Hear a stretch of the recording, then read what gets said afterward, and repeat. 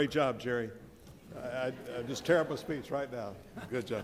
Jim, thanks so much for your introduction. You did a wonderful job, and thanks so much for coming out on a big birthday. You know, a little bit I was concerned about when you came out of this thing. The way you kept talking about Jerry and I, it sounded like we were half a man. You know, it's like, well, you guys are so perfect together. It's like, well, but we are separate people. And I don't know how this is going to work out with Barbara now, because everybody's going to go home and say, now, how does this work? You got a gold digger married to a chicken trader. Is that, how good is that? But let me say, I am really, really proud and honored to receive this award from Georgia State. And let me tell you why. In 1962, I was married, had a family, trying to support that family. I needed to get a college education. And thank God I was in Atlanta, Georgia, because they had a fine night school. And I went there for undergraduate and graduate school. And if I hadn't done that, God knows where I would be today. So I thank Georgia State for the opportunity, and I'm just one of tens of thousands of members of the same way. So go Panthers. Yeah. Yeah. I'd like to thank Barbara for putting up with me all these years.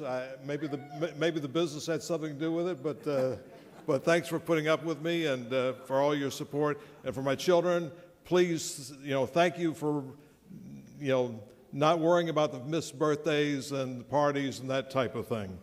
And Jerry, what can I say? The fact that 40 years, is it real? I mean, we can't be that old, can we? That's incredible. But, I tell you, thank God for partnerships. Thank God for his creative mind and his confidence and effort and the working relationship that we've had for years. It's been a wonderful partnership, and all partnerships should be that way. But truly, our proudest accomplishment is our people. Jerry talked about it. The video talked about it. Jim talked about it. But, you can't go wrong if you're dedicated to hiring people smarter than yourself and getting them to try and take your job. And we've done a magnificent job at that. We've got, 30 nationalities that we have, 25 languages, a tremendous crew. We got a wonderful management team of Brad, John, and Evan, and the people are just incredible. But, I'd like to stop talking a little bit about the AJC and being here. I'd like to talk to the students a little bit. How many students do we have in the room tonight? Raise your hand. All right. This message is for you, all right? And it's for my grandchildren as well. How often do you get an opportunity to speak to your grandchildren in a mode like this, in a time like this? And I'm really looking forward to this. I've always thought it was my obligation to be all that I could be. I felt it was my obligation to myself and also to society. And when I looked about it a little bit and when I talked about my thoughts about being all I could be, three things came up to me as far as thinking about the most important things. One was being an adventurer in life, take Jerry's philosophy of just do it, and invest in relationships. And I'd like to explain those a little bit in more detail. What I mean by an adventurer in life is try new things. Jerry was absolutely right about ISAC. Be willing to take that foreign trip, learn that foreign language, test yourself. Do something that's new. At the time that my grandchildren are now, push yourself to try something new. I'll give you an example of being an adventurer and having courage. About 20 years ago, we were doing business in Hong Kong. We had an office in Hong Kong, and Mike Wisniewski, who was our Far East sales manager, used to go over to the office. Mike would say, China's going to open up. Every time I go, I'm going to go to a new city. And he would do that. And I can remember him coming back and saying, they're eating a lot of chicken feet in China. Chicken paws. Now, for you, that's really funny, but for us, that's big business. But Mike came back and he said, I think there's a business here. And we said, sure enough, we think it is. And we turned around and we went to the suppliers and we said, we think there's a business here. How about putting this equipment in and selling us chicken paws? And they said, we don't think so. We said, well, how about if we pay for the equipment, put it in the plant, and we give you a contract to take all the chicken paws? They said, now you've got an idea.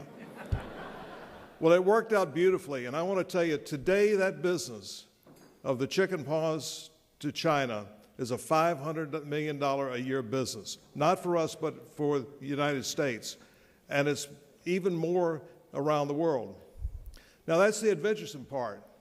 Let me tell you the courage part of that story. Mike's a paraplegic. Mike's in a wheelchair. Mike went to China by himself. You don't have any problems. Be an adventurer in life and give it a shot.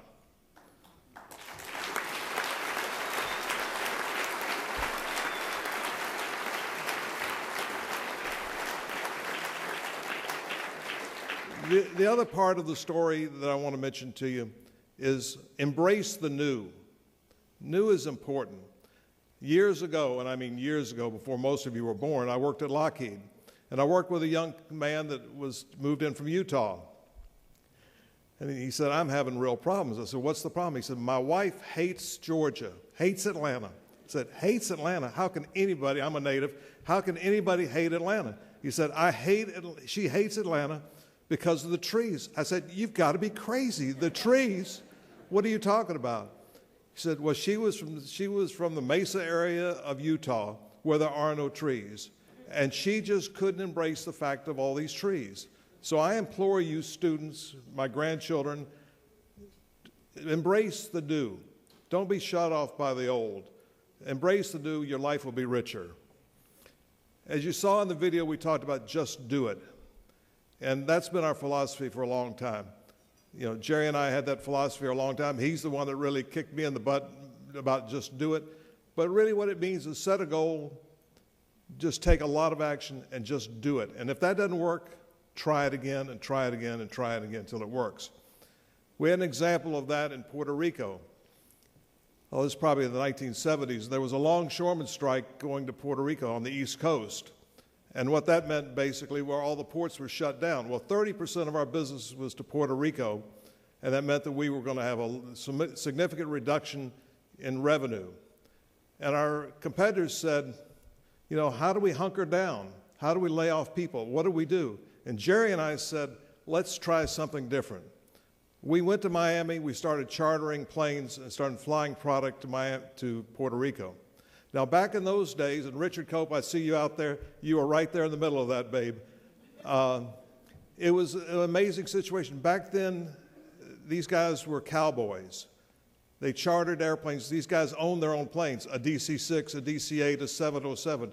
And the idea was if you were down there and you had the cash in the cargo, you were able to fly it.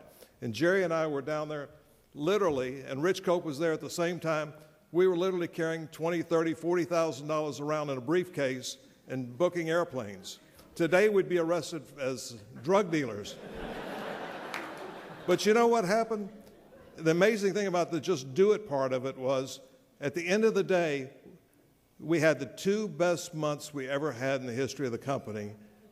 Our customers were satisfied, and our competitors were hunkering down. So just do it.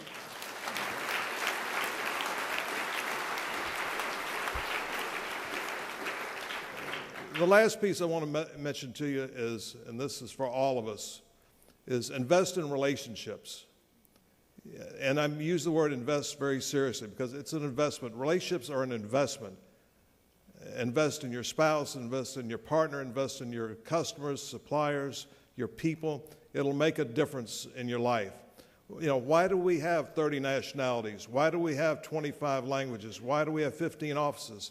Because we want to build a relationship with our customer so that we can listen to that customer and understand what he needs.